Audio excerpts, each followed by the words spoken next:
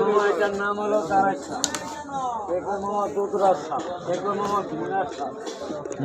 এটা বেশিরভাগ গাছের আগা থাকে, মালিকের বাচ্চা খায়, পাখির বাচ্চা খায়, কিন্তু আর সুযোগ পাইলে মানুষ ওই যে আপনাদের মামা 1.5 লাখ 2 লাখ টাকা দিয়ে একটা দুধ খাওয়ার লাগে গরু কিনেন, এই দুধটা চুরি হয়ে যায়। এটার নাম হলো ডাবল বটল, নাম হলো তারাই। এই যে একটা সাপ, আচ্ছা মামা সাপে কি মানুষকে কি কামড় দেয় না? দেয় না আঙ্কেল? সাপে যদি মামা কামড় মারে তাহলে আপনারা পরে কোনো মামা দৌড় দিবেন, আপনার তাড়াতাড়ি মৃত্যু হবে। দৌড় না দিয়া এই সাপে যদি কামড় দেয় লগে লগে কবজার উপরে বাঁধ দিবে। পায়ে কামড় দিছে এই উড়াতের উপরে বাঁধ দিবেন, বিষাদ চাইবে।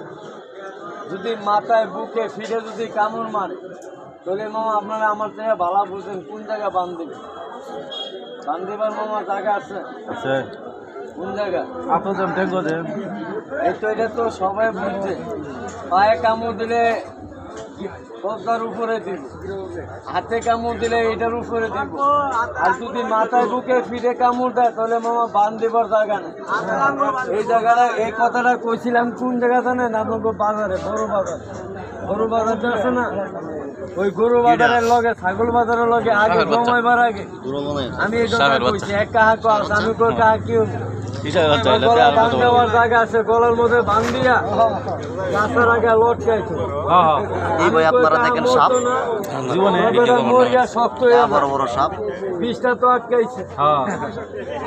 তাহলে এই কাজটা আপনি করিলেন না মামা। এই কাজটা যদি করতে যান তাহলে মামা মানুষ বাঁচাইতে পারবেন। সাবে কামড় দিছে পাওয়া যায় না, সাবরিয়া পাওয়া যায় না। আপনি কি করবেন? লগে লগে মেডিকেলে যাইবেন, ইনডিসিন মারবো, আপনি লগে লগে ভালো হয়ে যাইবেন। তাহলে এই যে একটা সাপ আমরা পাইলে মামা ধরি, আপনারা পাইলে কি করেন? এমন মারে যদি লেজটা লড়ায় বা মরে নেয় আরো 2টা বাড়ায় মার, তাহলে এবার আমারটা মারিয়েন না, আমারটা মারিয়েন না, জঙ্গলেরটা মারবে। মারিয়া মারি তোলে মামা গাইরা ছুঁয়ে। এই যে সাহায্যে মারলে মামা